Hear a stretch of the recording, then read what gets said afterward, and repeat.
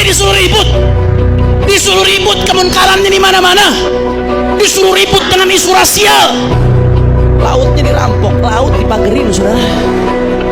Fir'aun, lu tau Fir'aun?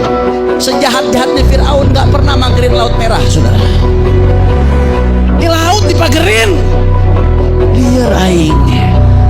Udah gitu keluar sertifikat lagi di atas air. Mega Mendung aja yang susah keluar sertifikat masih banyak, saudara. Ini air bisa keluar sertifikat. Edante itu kedaulatan pantai nggak main-main, saudara. Yang namanya di dalam kedaulatan sebuah negara, pantai itu punya peran vital. Kalau pantai udah dikuasain, saudara, kalau orang masuk lewat bandara bisa diawasin, masuk lewat pelabuhan bisa diawasin. Kalau dia udah megang pantai sebanyak-banyaknya, dia bisa masukin narkoba dari laut, siapa yang bisa ngawasin? Dia bisa masukin yang namanya senjata dari laut, siapa yang bisa ngawasin? Dia bisa masukin obat-obatan terlarang dari laut, siapa yang bisa ngawasin, saudara? Kedaulatan kita diobok-obok, lagi terancam. Habaib Mekah disuruh ribut urusan rasis.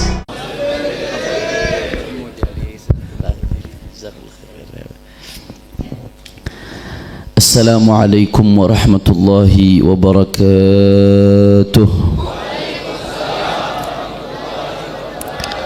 Alhamdulillah, alhamdulillahi rabbil alamin, wa bihi nasta'in ala umuri dunya waddin.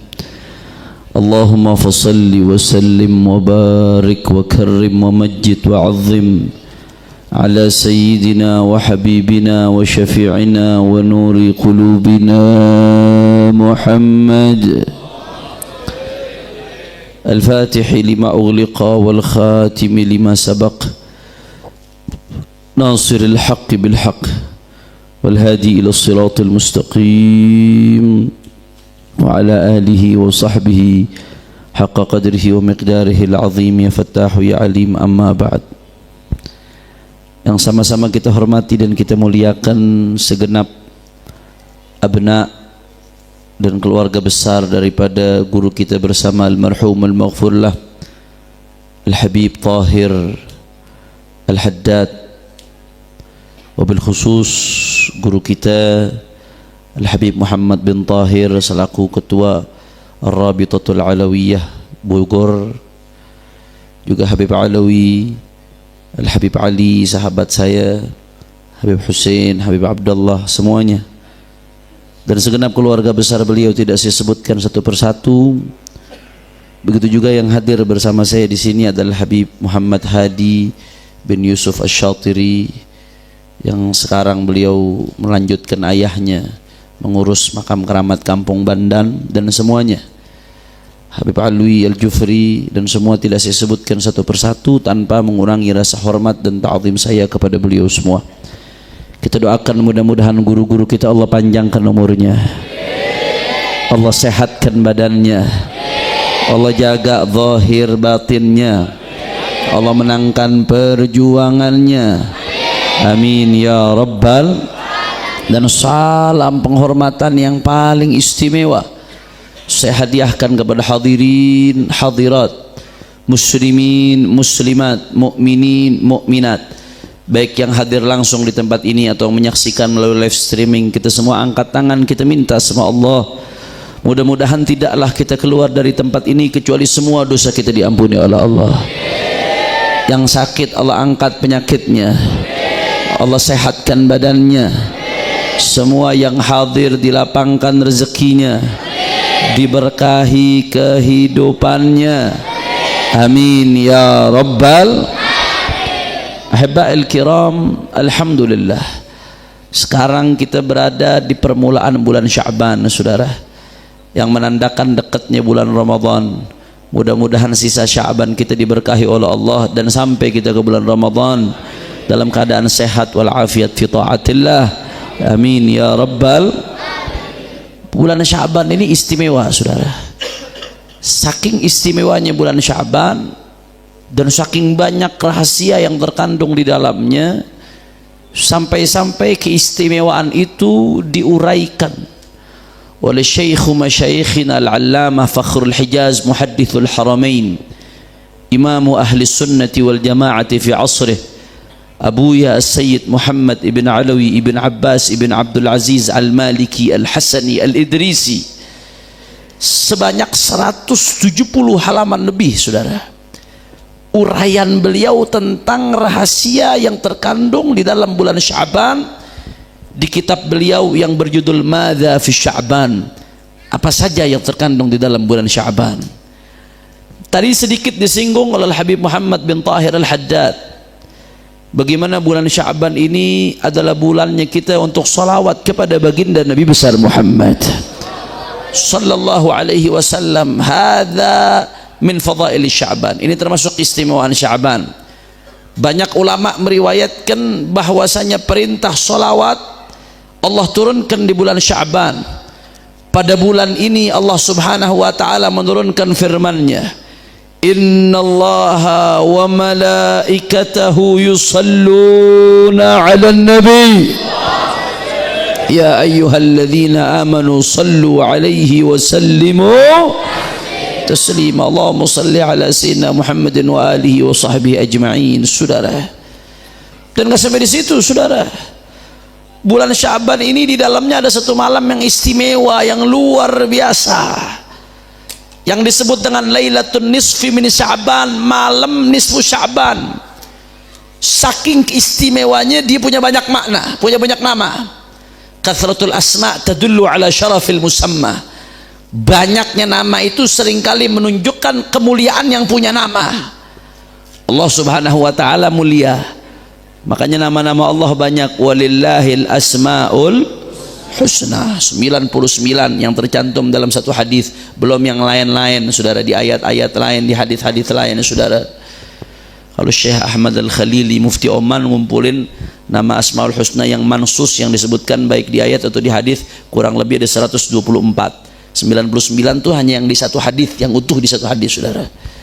Kathratul asma tadullu ala syarafil musamma. Allah mulia, makanya nama-nama Allah banyak, nama-nama mulia Allah. Banyaknya nama mulia menunjukkan kemuliaan yang punya nama.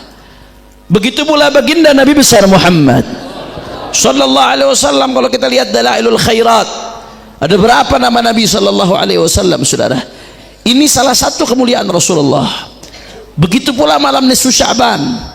Malam nisfu Sya'ban saking mulianya, laha asami mubarakah. Dia punya nama-nama yang substantif, yang mengandung makna yang berkaitan dengan kemuliaannya, saudara. Di antaranya Lailatul Ijabah, malam nisfu Sya'ban yang bakal kita sambut bentar lagi. Dia disebut malam ijabah, malam dikabulkannya doa. Kenapa dia disebut malam ijabah? Karena dia termasuk khamsul layalin la yuraddu fihinna du'a, 1 dari 5 malam yang di dalamnya doa-doa tidak ditolak oleh Allah. Di antara 1 dari 5 malam tersebut adalah malam nisfu Sya'ban, saudara. Makanya alhamdulillah orang-orang tua kita dari dulu ngajarin, kalau malam nisfu Sya'ban jangan keluyuran, duduk di masjid rame-rame kumpul, baca Yasin, minta sama Allah Ta'ala. Karena memang tuh malam diobral sama Allah. Ijabah doa malam itu diobral sama Allah Ta'ala. Baca Yasin pertama diajarin sama orang-orang tua kita, niat panjang umur. Baca Yasin kedua, niat murah rezeki. Baca Yasin ketiga, niat biar husnul khatimah, saudara. Atau dan lain sebagainya. Kadang-kadang beda guru, beda niat. Ala kulli hal, sama-sama baik, ibadallah. Luar biasa, jangan dilewatin nih kesempatan. Udah bener ajaran orang-orang tua kita, duduk di masjid baca Yasin munajat karena kita punya hajat. Itu malam diobral sama Allah pengkabulan hajat, lantas kita lewati begitu saja. Alangkah bodohnya kita saat itu, saudara. Apalagi ini tahun nih, hati-hati nih. Ini malam nisfu Sya'ban bertepatan dengan 14 Februari, Valentine. Hati-hati anak-anak muda, bocil-bocil FF nih, saudara. Bocil-bocil Philfire makan seblak pakai ngasih coklat Valentine. Masya Allah, hati-hati, saudara. Jangan sampai malam nisfu Sya'ban yang begitu mulia dilewati dengan maksiat kepada Allah Subhanahu wa taala, dengan melaksanakan budaya kufar, budaya Valentine yang isinya hanya kemurkaan dari Allah Subhanahu. Nggak sampai di situ, saudara. Malam nisfu Sya'ban juga disebut dengan istilah Lailatul Takfir, malam pengguguran dosa. Bukan hanya Lailatul Takfir, dia juga disebut Lailatul Ghufran, malam ampunan dari Allah. Bukan hanya Lailatul Ghufran, dia juga disebut dengan Lailatul Itiq, malam di mana Allah obral setempel hamba bebas dari api neraka. Saudara, mudah-mudahan kita termasuk golongan tersebut insyaallah. Sebagaimana disebutkan dalam hadis yang diriwayatkan oleh Imam Ibnu Hibban wa sahhahahu, dan hadis ini dianggap sahih oleh Imam Ibnu Hibban. Saudara, kata Rasulullah sallallahu alaihi wasallam, yattali'u Allah ila jami'i khalqihi fi lailatin nisfi min Sya'ban fayaghfir li jami'i khalqihi. Di malam nisfu Sya'ban, kata Rasulullah, yattali'u Allah ila jami'i khalqihi, Allah bakal pandang semua hamba-hambanya dengan pandangan rahmatnya Allah. Kalau hamba udah dipandang dengan pandangan rahmatnya Allah, fayaghfir li jami'i khalqih, maka yang mendapatkan pandangan Allah akan diampuni dosa-dosanya oleh Allah Ta'ala. Mudah-mudahan kita tuh malam termasuk yang dipandang dengan pandangan rahmat Allah. Bahkan gak sampai di situ, saudara. Kalau kita ngelihat hadis lain riwayat Imam Al-Baihaqi dalam Syu'abul Iman, Rasulullah sallallahu alaihi wasallam bersabda, kata Rasulullah sallallahu alaihi wasallam, atani Jibril faqala hadhihi lailatun nisfi min Sya'ban walillahi fiha utaqa bi'adadi syu'uri ghanami kalbin. Kata Rasulullah SAW, malaikat Jibril datang kepadaku di malam nisfu Sya'ban nih. Malaikat Jibril ngasih kabar, walillahi fiha utaqa. Kata malaikat Jibril, di malam nisfu Sya'ban Allah punya hamba-hamba yang Allah kasih status bebas dari neraka. Wah, bayangin tuh kalau udah dapat status bebas dari neraka, Allah bakal rubah hidupnya, bakal jadi baik sampai husnul khatimah. Saudara, itu malam dibagi sama Allah. Ada hamba-hamba yang Allah kasih stempel tiket bebas api neraka. Saudara, berapa jumlahnya Habib? 1.000, 2.000, 10.000, 100.000? Kata malaikat Jibril, bi'adadi syu'uri ghanami kalbin, jumlahnya sebanyak bulu-bulu yang ada di ghanami kalbin. Apa artinya ghanami kalbin? Ini kalau kita ngaji kagak pakai guru nih, ghanamu kalbin, buka kamus. Ghanam artinya kambing, kalbin artinya anjing. Sebanyak bulu-bulu kambing anjing, liar aing. Nggak bakal ketemu tuh, sampai gigi bejenggot juga nggak bakal ketemu artinya, saudara. Makanya ngaji pakai guru, minimal baca keterangannya para ulama. Apa maksudnya ghanami kalbin? Ay ghanamu bani kalbin. Ternyata bani kalbin itu nama qabilatun kabiratun minal Arab, satu kabilah besar di tengah bangsa Arab. Kabilah ini, saudara, terkenal banyak miara kambing, paling banyak di antara kabilah-kabilah Arab yang lain. Orang Arab nih Pak paling demen makan kambing. Tuh orang Arab tuh luar biasa. Ini kalau lihat YouTube di Saudi, di Dubai, di Oman, satu nampan satu ekor, saking demennya tuh. Insya Allah nih malam satu nampan satu ekor, insya Allah. Gobul. Itu akan terjadi kalau Habib Muhammad bin Thohir udah jadi Bupati Bogor. Jangan, saya nggak mau ngaminin, tanggung jawabnya berat di hadapan Allah Ta'ala, saudara. Soalnya saya cinta sama beliau. Saudara ibadallah, orang Arab ini doyan kambing, luar biasa. Miara kambing tuh kebanggaan buat kabilah-kabilah yang ada di Arab, luar biasa, saudara. Orang Arab tuh kabilah, satu kabilah yang punya 1.000 kambing, 10.000 kambing. Di antara kabilah-kabilah Arab yang ada saat itu, yang jumlah kambingnya paling banyak namanya kabilah tu Bani Kalbin. Kabilah Bani Kalbin itu jumlah kambingnya paling banyak, mungkin puluhan ribu jumlah kambingnya, saudara. Bayangin, kata malaikat Jibril, di malam nisfu Sya'ban Allah Ta'ala ampuni hambanya sejumlah bulu kambing yang dimiliki oleh Bani Kalbin. Itu berapa jumlahnya? Nggak usah kambingnya Bani Kalbin, satu kambing aja domba, saudara. Satu domba itu jumlah bulunya berapa? Yang bisa jawab saya kasih umroh. Sampai gigi bejenggot nggak bakal bisa jawab, saudara. Saking banyaknya, satu kambing itu puluhan bulu. Satu kambing itu, saudara, puluhan ribu bulunya. Kalikan puluhan ribu, saudara, nggak kehitung. La yuhsa wa la yu'ad. Hada ibaratun anil kathrah. Ungkapan itu nggak bisa diartikan secara tekstual, tapi ungkapan itu ungkapan tentang saking banyaknya hamba yang malam itu dapat ampunan Allah, dapat predikat bebas api neraka.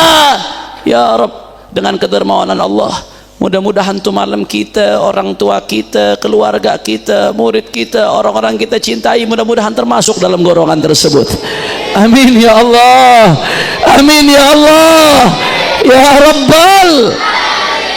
Rabbal Alamin. Tapi hati-hati saudara, saya mau garis bawahi, di malam itu anugerah memang besar. Allah obral ampunan Allah, Allah obral tiket bebas api neraka saudara di malam itu. Tapi Nabi Muhammad juga wanti-wanti ngasih peringatan. Ada kelompok-kelompok yang kata Nabi, walaupun dia ketemu nisfu Sya'ban, nggak peduli, tetap dia nggak dapat ampunan Allah, tetap nggak ditengok dengan pandangan rahmatnya Allah Subhanahu wa Ta'ala. Siapa saja kelompok tersebut? Kalau kita lihat riwayatnya Imam Ibnu Hibban, riwayatnya Al-Imamul Baihaqi, riwayatnya Al-Imam Ahmad ibn Hanbal dalam Mustadnya, dan berbagai riwayat-riwayat lain, ada banyak sekali kelompok-kelompoknya saudara. Tapi sebelum saya lanjutkan, eta jam sabaraha eta? Jam 10 lewat. Lanjut apa jangan? Udah malam. Katanya di sini biasanya jam 10 selesai. Masih semangat? Yakin? Betul? Saya pengen dengar dulu semangatnya orang kampung Setu. Semua angkat tangannya. Takbir! Sallu ala Nabi. Allahumma salli wa sallim wa barik alaihi wa ala alihi. Hati-hati saudara, ada orang-orang yang walaupun ketemu malam nisfu Sya'ban tapi Allah nggak ampunin, Allah nggak tengok dengan pandangan rahmatnya. Biar kata dia sujud sampai jidatnya hitam lagi saudara, tapi kalau dia kagak tobat, nggak betul-betul keluar dari sifat tersebut, maka dia termasuk orang yang mahrum. Allah haramkan dari kemuliaan malam nisfu Sya'ban. Rugi, sungguh rugi saudara. Siapa mereka? Di antaranya satu, musyrik, orang-orang yang suka syirik, menyekutukan Allah Subhanahu. Hati-hati yang suka masih main dukun-dukun, hati-hati. Yang suka masih percaya sama dukun, hati-hati. Nggak sedikit saudara, saya tahu, nggak sedikit, masih banyak yang seperti itu. Jangan sampai gara-gara dukun Anda mengorbankan iman, gara-gara dukun Anda mengorbankan tauhid, mengorbankan anugerah yang Allah berikan untuk hamba-hambanya. Na'udzubillah min dzalik saudara. Habib, emang orang kalau musyrik bisa tobat? Bisa tobat asal dia belum mati. Tobatnya apa? Syahadat, kembali mengucapkan syahadat la ilaha illallah Muhammadur Rasulullah, balik lagi masuk Islam lagi itu saudara. Itu cara tobatnya dia syahadat saudara, syahadat. Kemudian yang kedua, di antara golongan yang Allah haramkan dari barakah nisfu Sya'ban, Allah haramkan dari anugerah Allah di malam nisfu Sya'ban. Siapa di antaranya yang disebutkan oleh Nabi sallallahu alaihi wasallam? Di antaranya adalah qatilun nafas, orang yang ngebunuh orang lain sebelum dia tobat saudara. Intabih, darah muslim ini nggak main-main ya ikhwan. Kata Rasulullah sallallahu alaihi wasallam, man 'ana 'ala qatli akhi walau bi syitri kalimah laqi Allah yaumal qiyamah maktubun fi jabhatihi aysun min rahmatillah. Hati-hati bunuh darah sesama muslim, numpahkan darah sesama muslim yang sudah dijaga oleh Rasulullah sallallahu alaihi wasallam. Kata Rasulullah, man 'ana 'ala qatli akhi walau bi syitri kalimah, siapa yang ikut ngebantu ngebunuh saudaranya, walaupun ngebantunya nggak bawa golok, ngebantunya nggak bawa pistol, ngebantunya cuma dengan separuh kata. Ada orang mau dibunuh lagi dikejar-kejar, ngumpet, udah bagus ngumpet nggak ketahuan, akhirnya lewat. Di mana itu dia? Gara-gara kesel, tuh setengah kata, cuman gara-gara kata-kata tuh orang mati. Tanpa kata-kata tuh nggak ketahuan ngumpetnya, cuma gara-gara kata-kata tuh saudara. Apa kata Nabi SAW? Orang kalau ngebantu ngebunuh darah sama muslim, itu nanti di hari kiamat ngadep Allah, tertulis di dahinya aisun min rahmatillah, putus asa dari rahmatnya Allah Subhanahu wa Ta'ala. Na'udzubillah min, sampai dia tobat. Tobatnya bagaimana? Minta ridho sama keluarganya. Kalau keluarganya minta dihukum, ya hukum. Kalau keluarganya nggak minta dihukum, keluarganya ridho, ikhlas, minta ampun, alhamdulillah saudara. Berat, nggak main-main urusan darah sama muslim. Minta ampun sama Allah Subhanahu wa Ta'ala. sebelum diharamkan dari anugerah Allah di malam nisfu Sya'ban. Dan termasuk diantaranya yang Allah haramkan dari barakah nisfu Sya'ban, kelompok yang ketiga siapa? Qati'ur rahim, orang yang suka mutusin tali silaturahmi. Saudara, kadang-kadang adik sama kakak nggak teguran, paman sama ponakan nggak teguran, misanan nggak teguran. Saudara, masih ada hubungan silaturahmi, cuma gara-gara duit nggak seberapa. Saudara, kadang-kadang gara-gara warisan, gara-gara duit nggak seberapa, kadang-kadang gara-gara ego, gara-gara gengsi, dia sampai rela nggak kebagian rahmat Allah demi pertahankan egonya, demi pertahankan gengsinya. Seberapa mahal itu gengsi, saudara, sampai anda rela nggak dapat rahmat Allah. Bahkan nggak sampai di situ, orang yang mutusin tali silaturahmi, saudara, jangan main-main ya ikhwan dengan qati'ur rahim, jangan main-main. Saudara, apa kata Rasulullah sallallahu alaihi wasallam? Innar rahmata la tanzilu ala qaumin fihim qati'. Rahmat Allah enggak turun kepada sebuah kaum yang di dalamnya ada orang yang mutusin tali silaturahmi. Saudara, jangankan itu orang, kampungnya ikut kena sial. Makanya kata Imam Al-Haddad alaihi ridwanullah, kalau satu kaum aja ikut kena sial gara-gara ada yang mutusin tali silaturahmi, bagaimana dengan tuh orang sendiri nasibnya? Kampungnya kena dampak, bagaimana tuh orang yang mutusin tali silaturahmi? Saudara, saya mau tanya nih sama orang Kampung Setu, pengen berangkat ke Ka'bah? Yang mengaminkan mudah-mudahan umroh, bisa haji, bisa ziarah Rasulullah. Amin ya rabbal. Kira-kira kalau bisa sholat di dalam Ka'bah hebat apa kagak tuh? Masuk ke dalam Ka'bah hebat apa kagak? Wah, hebat benar, saudara. Bisa masuk dalam Ka'bah hebat, apalagi kalau ada orang mati di dalam Ka'bah, masya Allah. Kira-kira mati dalam Ka'bah husnul khotimah apa kagak tuh? Husnul khotimah sudah dalam Ka'bah. Tapi apa kata ulama? Inna rahmata qati'ur rahim mal'unun walau mata fi jawfil Ka'bah. Jangankan matinya di Jakarta, di Bogor, andai kata ada orang mutusin silaturahmi, dia mati dalam keadaan mutusin tali silaturahmi, dilaknat oleh Allah walaupun mati dalam Ka'bah. Saudara, terus ego macam apa yang kita mau pertahanin sampai rela dapat ancaman dari Allah gara-gara pertahanin gengsi, pertahanin ego? Ini pasti setan lagi bisikin nih sekarang nih, oh jangan, ente kalau salaman duluan nih, negor duluan keluar dari sini, bisa gede kepala tuh orang nanti tuh. Oh jangan, harga diri ente di mana? Ini urusan harga diri. Emang setan tuh haram jadah, saudara. Ini setan udah pasti bisikin tuh, anda udah ada niatnya mau minta maaf. Jangan gengsi, jangan halu. Mau ngapain ente nanti diinjak-injak sama dia kalau ente minta maaf duluan? Saudara, kalau pakai matematikanya setan, minta maaf duluan kalah. Tapi kalau pakai matematikanya rahmat Allah, minta maaf duluan, anda menang. La yazudul abda minal afwi illa izzan wa syarafa. Di dalam riwayat disebutkan seseorang hamba tidak bertambah dengan memaafkan dan minta maaf kecuali kemuliaan. Saudara, yang minta maaf duluan atau yang memaafkan duluan, itu yang akan dimuliakan oleh Allah.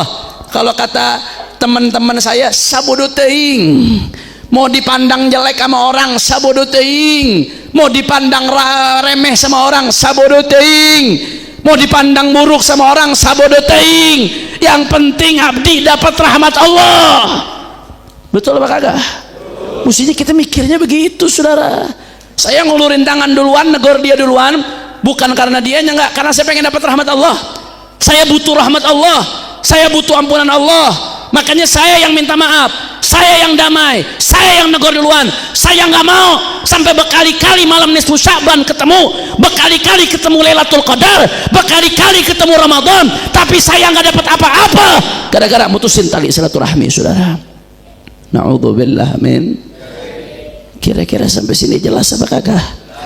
Sadayana parantos ngartos. Alhamdulillah. Jam sabaraha eta. Lanjut. Allahumma shalli ala Muhammad. Allahumma shalli ala Muhammad. Yang keempat, saudara, di antara yang Allah haramkan dari rahmat Allah gara-gara di malam nisfu Sya'ban dia tetap nggak dapat rahmat Allah, nggak dapat ampunan Allah. Siapa saudara? Musyahin. Siapa itu musyahin? Musyahin itu saudara, Abu Yazid Muhammad bin Alwi menjelaskan, munafiqun syirrirun yab'athu syiqaq bainal wa yuqidu naral adawati bainal mutahabbin. Itu kata Abu Yazid Muhammad, makna musyahin, munafiqun syirrirun yab'athu syiqaq wa yuqidu naral adawati bainal mutahabbin. Musyahin yang disebutkan di banyak riwayat berulang-ulang, yang walaupun ketemu malam nisfu Sya'ban dia gak dapat apa-apa. Siapa? Seorang munafik yang syirir, yang bengis, artinya bengis. Kerjaannya apa? Ya ba'atsus syiqaq, nebar perpecahan di tengah umat.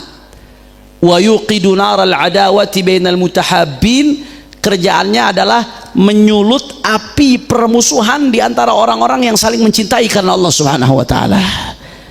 Misalkan ini Habib Ahmad nih, misalnya saya nih ya, sama Habib Muhsin, berteman, sayang, cinta, saudara.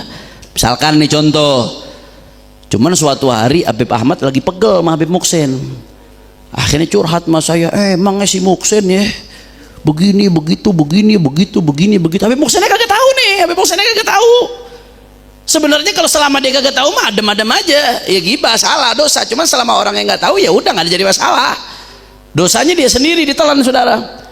Tapi saya begitu dengar itu dari Habib Ahmad, saya samperin Habib Muhsin, Beb, tahu nggak Beb, Ahmad ngomong begini, antum dibilangin begini Beb, wallah galil adab Beb, dia ngomong begini sama antum.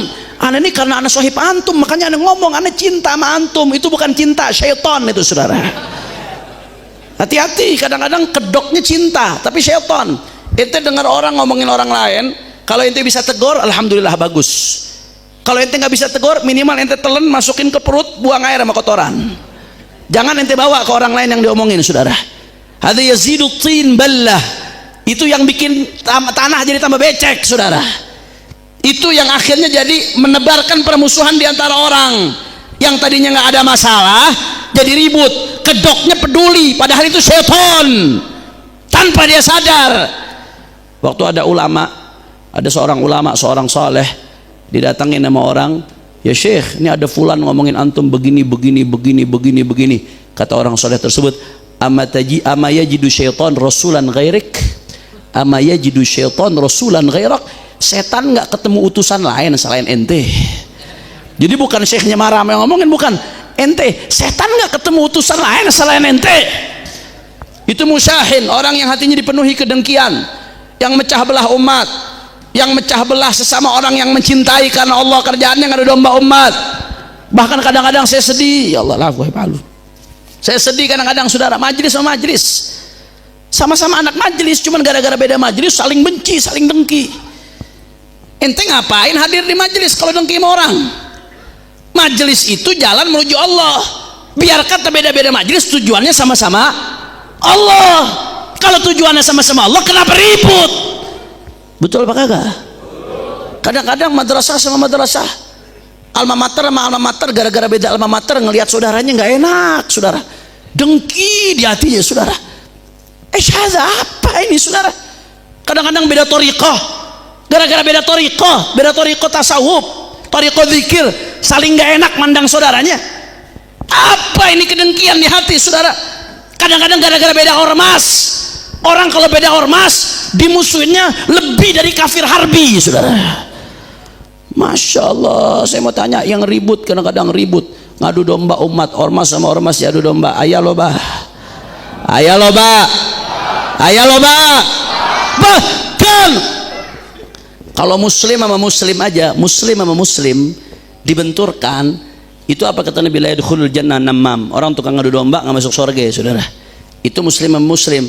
Ini sekarang yang ngadu domba habaib sama kiai, kiai sama kiai, habaib sama habaib, khususnya belakangan habaib sama kiai. Masya Allah, ada orang yang kerjaannya setiap hari bangun tidur postingnya langsung ngadu domba.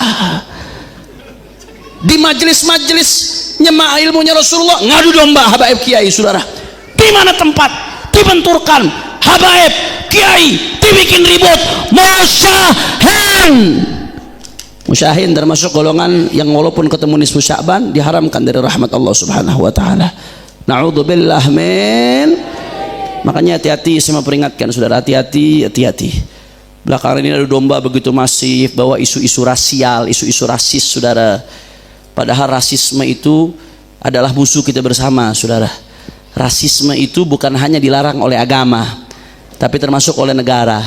Dulu Belanda sebelum Indonesia merdeka, ketika Belanda perang lawan Indonesia, saudara, langsung jajah, itu Belanda yang sengaja mengkotak-kotakan masyarakat, dibikin klasifikasi tingkatan-tingkatan masyarakat. Itu kerjaan Belanda. Jadi Belanda bikin ada 3 tingkatan. Tingkatan pertama, ya penduduk tingkat pertama itu adalah orang-orang Belanda sama orang-orang Eropa. Tingkat kedua Arab, Cina, India. Tingkat ketiga yang Belanda sebut dengan istilah pribumi. Itu bahasanya Belanda saudara. Itu pembagian itu yang bikin Belanda. Supaya apa? Supaya ada kecemburuan sosial. Supaya apa? Supaya ada sekat-sekat. Kalau ada sekat-sekat nggak bisa bersatu. Kalau nggak bisa bersatu terpecah belah. Kalau terpecah belah Belanda diuntungkan, perlawanan jadi lemah. Betul entah? Betul entah? Itu kerjaannya Belanda. Sekarang setelah Indonesia merdeka ada yang mau jadi Belanda lagi saudara. Ada yang pakai strategi Belanda, divide et impera saudara. Bu salah nyebut itu apa? Divide et, ya begitu dah pokoknya dah. Aing tak ngerti. Dipecah belah, belah bambu. Padahal begitu sebelum Indonesia merdeka ada yang namanya Sumpah Pemuda. Udah clear tuh pas Sumpah Pemuda. Kita menyatakan satu Indonesia. Ada lagi Sumpah Pemuda Arab, menyatakan berbaur dengan Indonesia, nggak bisa dipisah-pisahkan saudara. Sebelum Indonesia merdeka, pas Indonesia merdeka kita deklarasi yang namanya Bhinneka Tunggal Ika. Walaupun beda-beda bahasa, beda-beda suku, beda warna kulit, beda budaya, bahkan beda agama sekalipun, tetap satu Indonesia. Betul tidak? Udah clear, udah selesai. Itu ada yang balik lagi mau ngadu domba umat, mau dibentur-benturkan, bawa-bawa isu rasial. Isu rasial ini saudara, rasisme bukan hanya di dalam agama ini tercela saudara. Di dalam undang-undang negara itu dianggap sebagai kriminal. Ada undang-undang anti diskriminasi rasial saudara. Bahkan di mata internasional itu dianggap aib.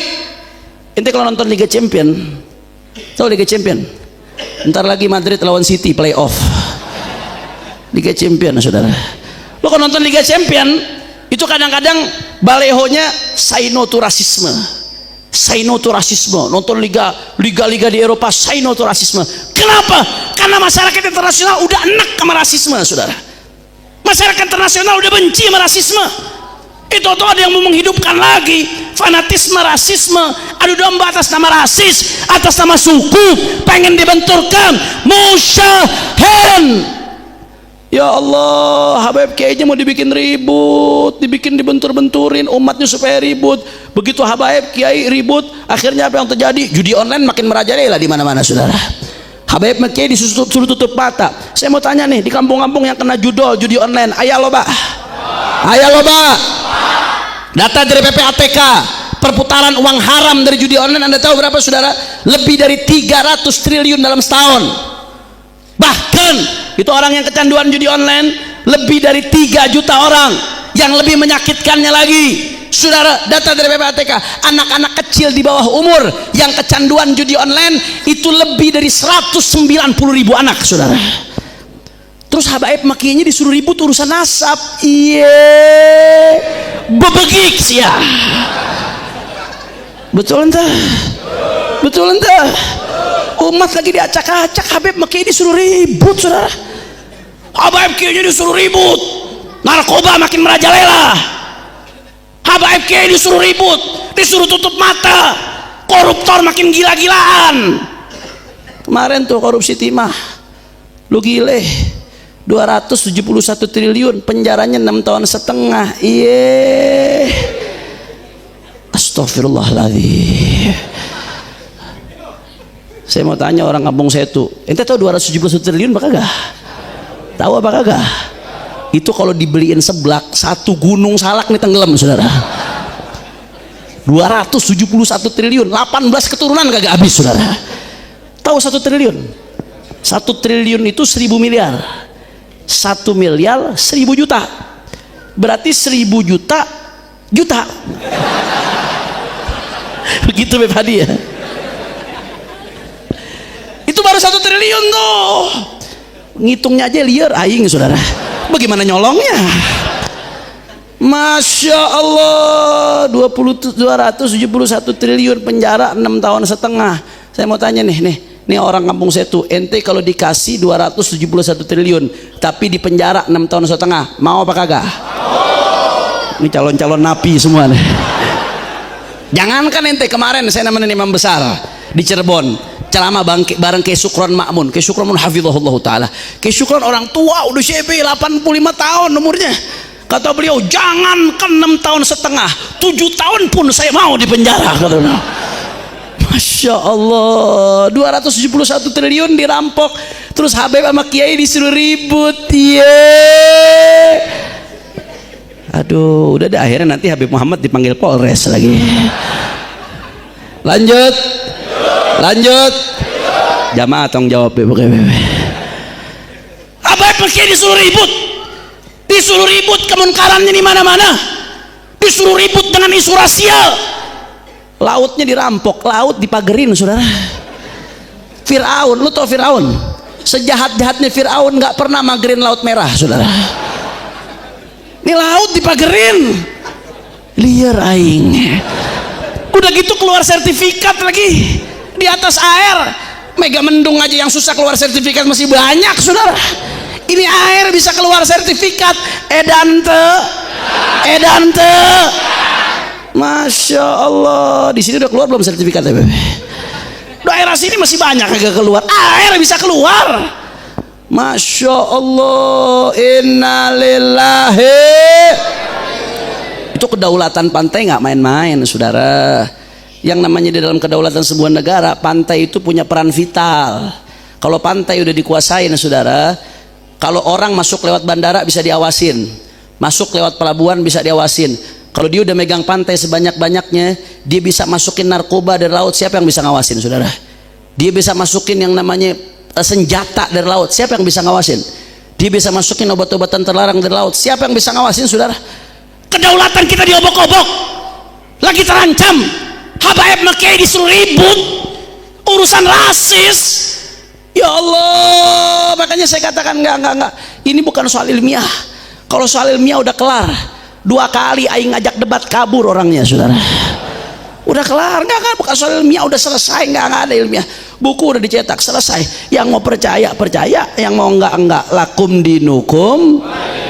Pengakuan itu datangnya udah dari ulama, dari Kiai Hasyim Asy'ari, dari Kiai Haji Abdullah bin Nuh, dari Imam Ibnu Hajar Al-Haytami, dari Al-Imam Murtada Az-Zabidi, dari Al-Imam Syarqawi, dari Al-Imam Bakri Syato, dari ulama-ulama besar Ahlus Sunnah wal Jamaah. Udah ngakuin tentang keabsahan nasab sada Ba'alawi.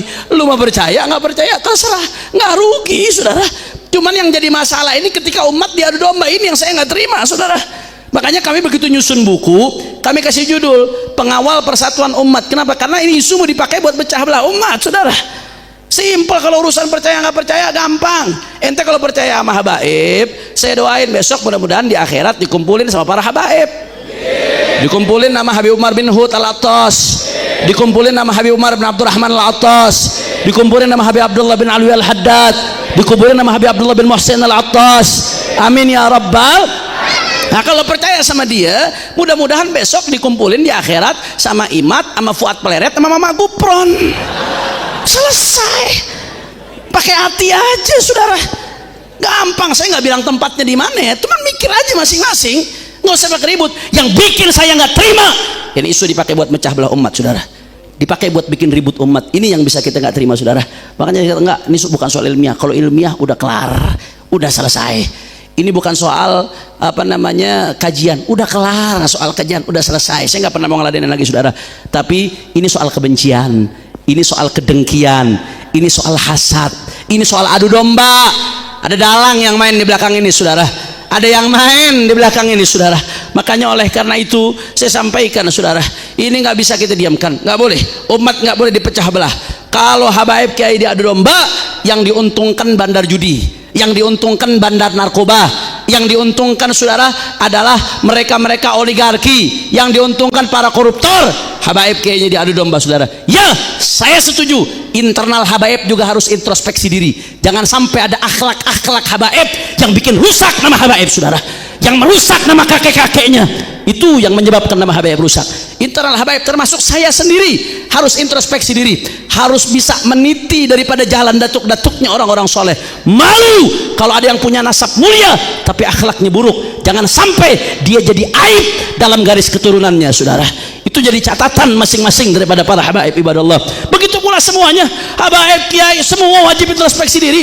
Hasibu anfusakum qabla an tuhasabu. Tapi hati-hati, jangan mau diadu domba, karena kalau habaib kiai diadu domba, yang diuntungkan bandar judi, bandar narkoba, koruptor, oligarki, mereka-mereka yang ingin merusak negeri, saudara. Makanya saya mau tanya umat Islam, jawab yang kompak. Kira-kira kalau habaib kiai diadu domba, diamkan atau lawan? Kurang kompak, diamkan atau lawan? Ini yang nggak jawab jangan-jangan pengikut Mama Gupron nih. Wa maqali inna rahmatan la fima Allah. Diamin apa lawan? Diamin apa lawan? Kalau sampai ada yang mau ganggu para kiai, diamkan atau lawan? Kalau ada yang mau ganggu para habaib, diamkan atau lawan? Kalau sampai ada yang mau mengacak-ngacak kebinekaan kita, diamkan atau lawan? Kalau ada yang mau merusak persatuan kita, diamkan atau lawan? Siap bersatu, siap rapatkan barisan, siap jaga persatuan, siap jaga Indonesia. Semua angkat tangannya, takbir, takbir. Sallu ala nabi. Allahumma salli wa sallim wa barik alaihi wa ala alihi.